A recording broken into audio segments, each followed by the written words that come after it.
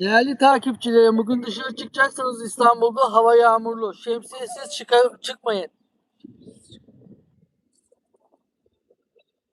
Sağanak yağmur var. Şemsiyesiz dışarıya çıkmayın. Havaya aldanmayın.